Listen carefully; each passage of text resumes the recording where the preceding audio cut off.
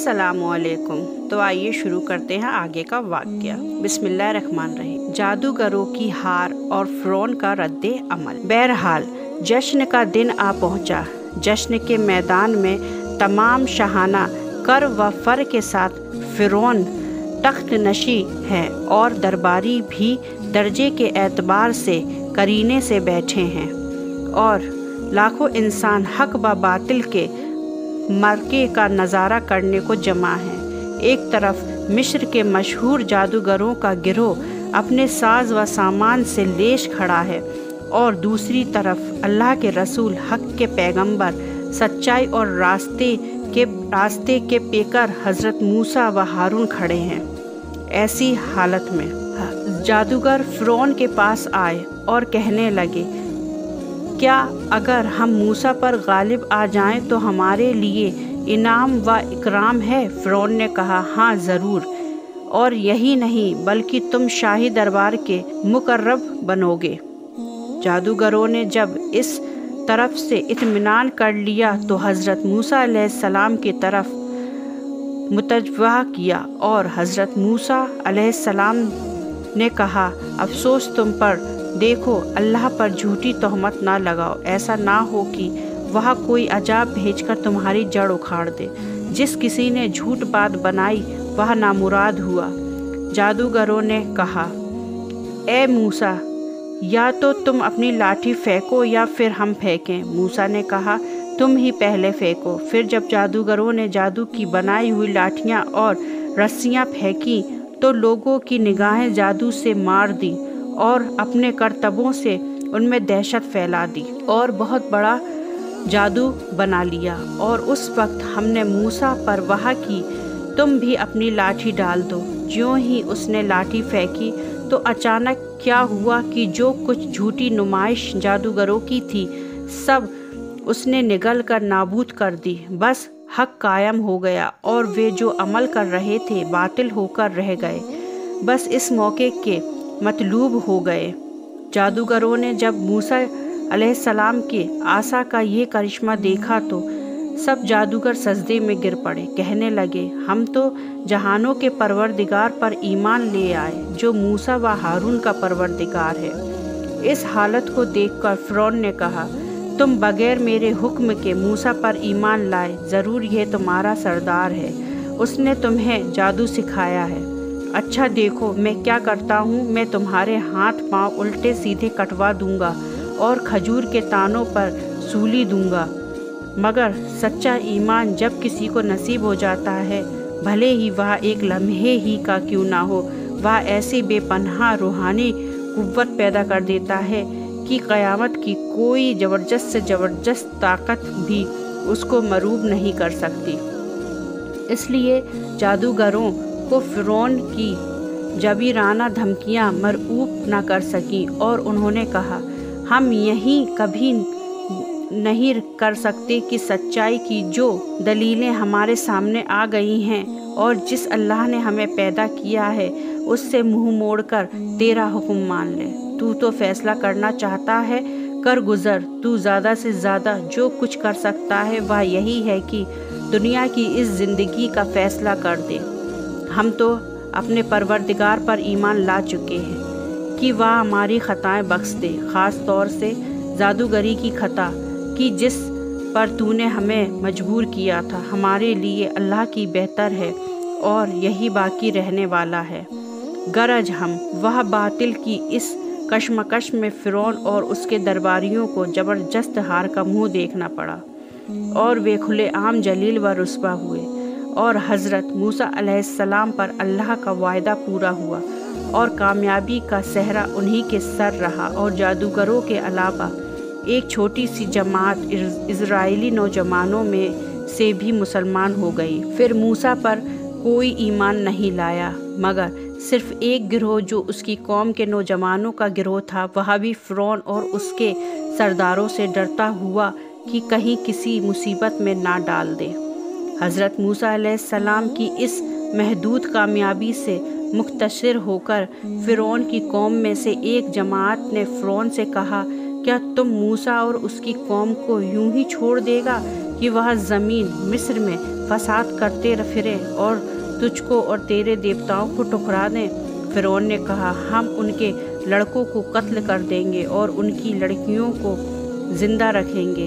यह फ़िरौन का दूसरा ऐलान था जो बनी इज़राइल के बच्चों के कत्ल से मुतल्लिक़ किया गया। बनी इज़राइल की बेचैनी।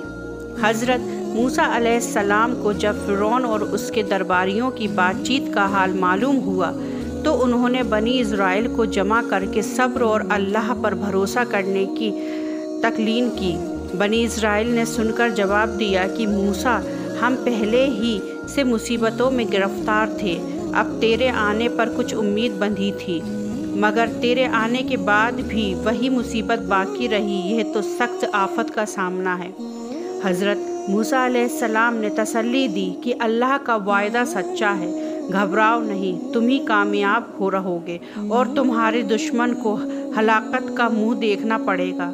ज़मीन का मालिक फ़िरौन या उसकी कौम नहीं है, बल्कि रब्बुल आलमीन है जो मुख्तारे मुतलक है। बस वह अपने बंदों में से जिसको चाहे उसका मालिक बना दे और अंजामे कर यह इनाम मुतकिरियों की ही का हिस्सा है।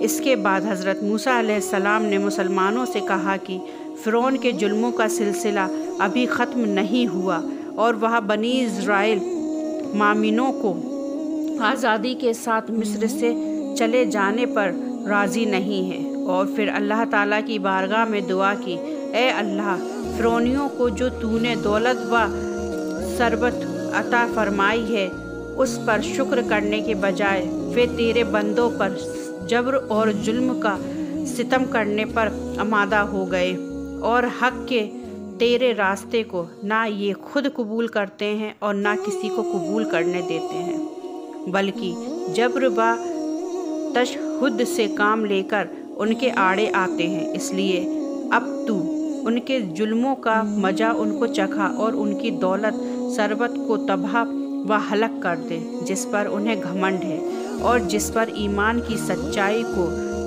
ठुकराते हैं। तू भी उनको ईमान की दौलत के बजाय ऐसा दर्दनाक अजाब दे कि उनकी दास्तान दूसरों के लिए इबरत बन जाए। फ़िरौन की जवाबी कार्रवाई। फ़िरौन ने अपने सरदारों से अगरचे इत्मीनान का इजहार कर दिया, लेकिन हज़रत मूसा अलैहिस्सलाम के रूहानी गलबे का ख्याल उसको अंदर ही अंदर घुस डालता था और बनी इज़राइल के लड़कों के कत्ल के हुक्म से भी उनके कल्ब को सुकून नसीब ना था। आखिरकार उसने कहा, मुझे मूसा को कत्ल ही कर देने दो और उसको चाहिए अपने रब को पुकारे। हज़रत मूसा को जब यह मालूम हुआ तो उन्होंने कहा, मैं अपने और तुम्हारे रब की पनाह चाहता हूँ, हर उस घमंडी से जो हिसाब के दिन पर ईमान नहीं लाता। मिस्री मर्दे मोमिन। फ़िरौन और उसके सरदार जब उस बातचीत में लगे हुए थे तो उस मजलिस में एक मिस्री मर्दे मोमिन भी था जिसने अभी तक अपने इस्लाम को छिपा रखा था। उसने जब ये सुना तो अपनी कौम के उन लोगों के मुकाबले में हज़रत मूसा अलैहिस्सलाम की ओर से बचाव करने की कोशिश शुरू की और उनको समझाया कि तुम एक ऐसे आदमी को कत्ल करने चले हो जो सच्ची बात कहता है कि मेरा परवरदिगार अल्लाह है और जो तुम्हारे सामने अपनी सच्चाई और बेहतरीन दलील और निशानियां लाया है। मान लीजिए अगर वह झूठा है तो उसके झूठ से तुमको कुछ नुकसान नहीं पहुंच रहा है, और वह सच्चा है तो फिर उसकी उन धमकियों से डरो जो वह तुमको अल्लाह की ओर से सुनाता है। फ़िरौन ने मर्द मोमिन की बात काटते हुए कहा कि मैं तुमको वही मशवरा दे रहा हूँ जिसको अपने ख़याल में दुरुस्त समझता हूँ और तुम्हारी भलाई की बात कह रहा हूँ। मर्द मोमिन ने आखिरी नसीहत के तौर पर कहा, ए मेरी कौम, मुझे ये डर है कि हमारा हाल कहीं उन पिछली कौमों जैसा ना हो जाए जो नूह अलैहिस्सलाम, आद और समूद की कौमों के नाम से मशहूर है। ये उनके बाद कौमें आईं। अल्लाह अपने बंदों पर कभी जुल्म नहीं करता, बल्कि उन कौमों की हलाकत खुद अपने इसी किस्म के अमाल की बेदौलत पेश आई थी, जो आज तुम मूसा के खिलाफ सोच रहे हो, तो तुम आज दुनिया में बड़े होने की सोच में पड़े हो। और मैं तुम्हारे लिए उस दिन से डरता हूँ जब क़यामत का दिन होगा और सब एक दूसरे को पुकारेंगे, मगर उस वक्त तुम्हें कोई अल्लाह के अजाब से बचाने वाला ना होगा।